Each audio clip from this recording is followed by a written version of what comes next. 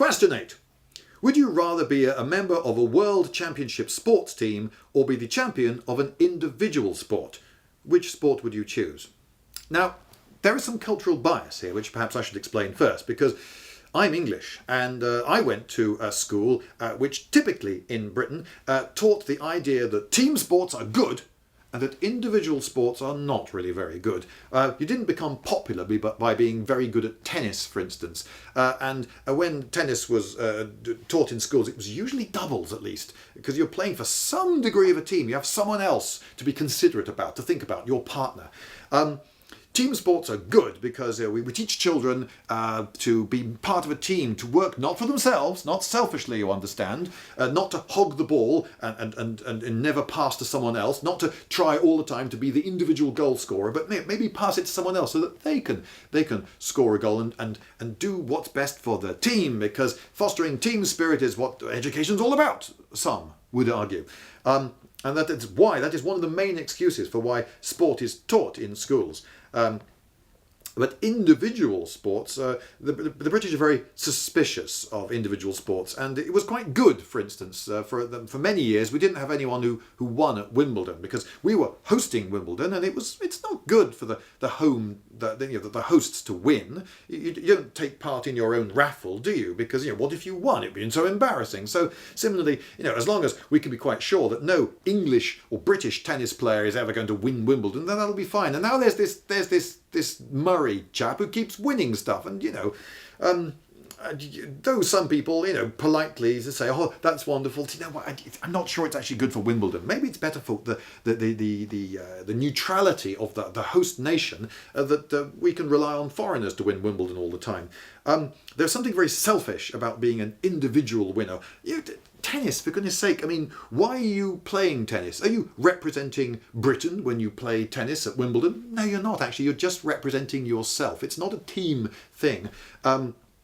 What good do you do to other people? How do I benefit from Andy Murray winning the tennis for either Britain or Scotland, depending on, or if you really want to get it wrong, England? How do I benefit? I don't really benefit at all. He benefits. He gets money and fame and so forth, but I don't benefit at all. Whereas the England football team winning the World Cup could at least try to pretend that they're somehow representing me and doing me some good because they're representing my country. So hooray, the England team wins the World Cup in 1966 and possibly will manage this feat again.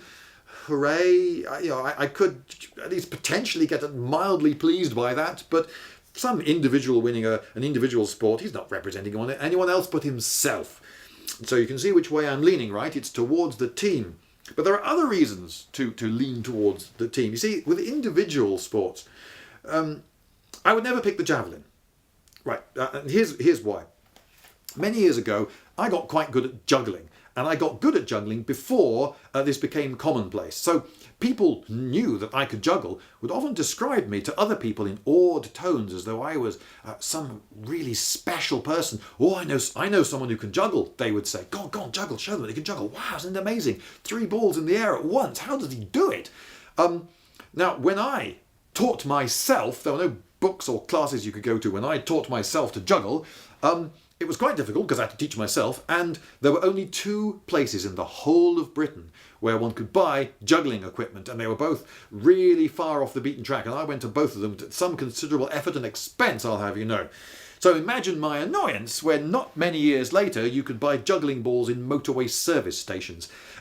Juggling became incredibly common, and people who weren't particularly into juggling, the first question they would ask me every single flipping time was, oh, how many can you juggle?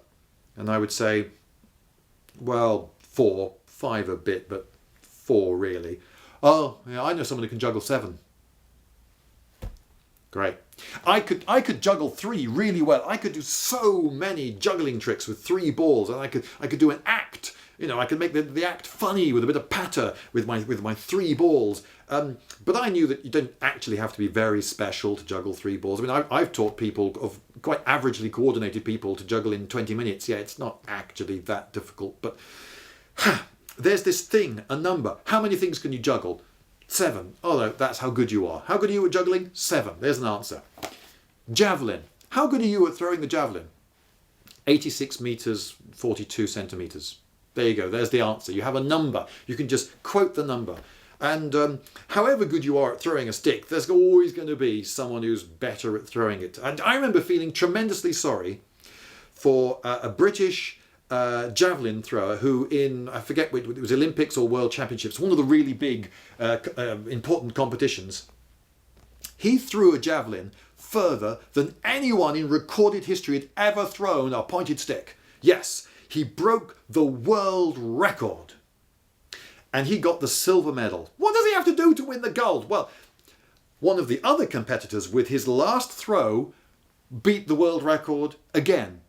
So now he's not even the world record holder. He's going to be just that guy who held the world record for 1 minute. Oh wow, whoop-de-doo. He's not going to be remembered for that. No. The guy who held the world record, he gets the gold medal and all the glory.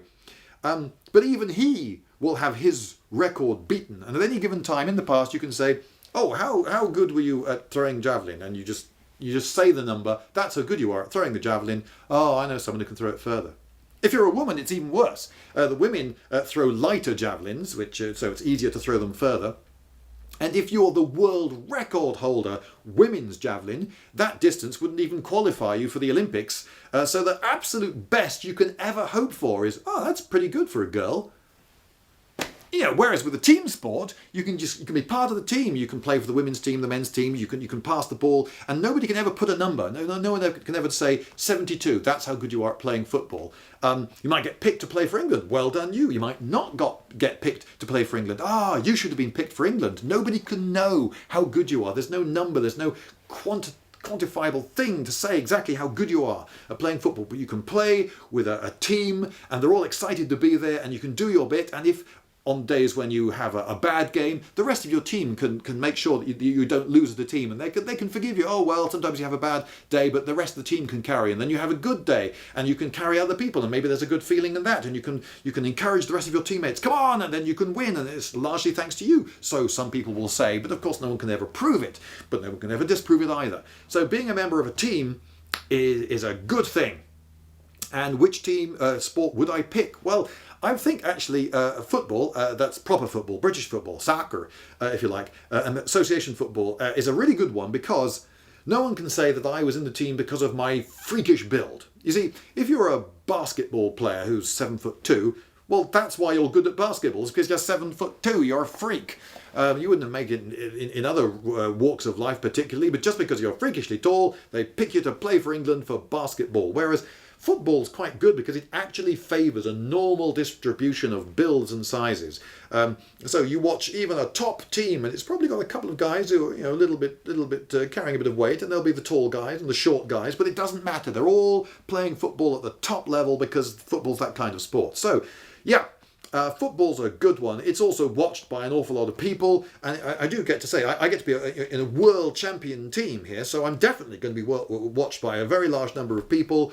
So if fame and glory and money is what you want, then the World Championship sports team playing football is a good one to pick. Although maybe I don't really want that sort of fame. I don't particularly want to not be able to shop in supermarkets without people recognising me. The sort of fame I really quite like is the idea that people in my little world, little bubble, they know me. So, if I become a filmmaker, an editor, if other editors go, wow, Lloyd, oh yeah, he edited this film and that film. Otherwise, editors don't get recognised in supermarkets. They're fine, but they go to the Oscars and suddenly, wow, you're the guy who edited that film. And, so in your world, that's why being a top Lindy Hop teacher is really quite appealing, because you get flown all around the world and you get treated like a flipping god at Lindy Hop events. But then as soon as you step out of that little world, you're straight back into comfortable anonymity again. So there is, therefore, an appeal in picking some sports team, like water polo or something, where you don't get recognised everywhere you go. But then again, I get to be champion, so I get to be the top ever. So as long as I don't pick something that's too quantifiable, like throwing the javelin, like tennis, maybe I get the girl and the fame and the sponsorship and so forth. So it's not actually an easy one, this, but I think in order to prove my Britishness and to show team spirit and so forth, I'm going to pick a team sport. And just because I've played for England and won the World Cup doesn't mean that I can't disappear into my shed and smoke my pipe and choose a world of comfortable anonymity to a degree. But every now and again, if I want to be wheeled out on the Where Are They Now shows, I could. Oh yes, I played for England. We won the World Cup.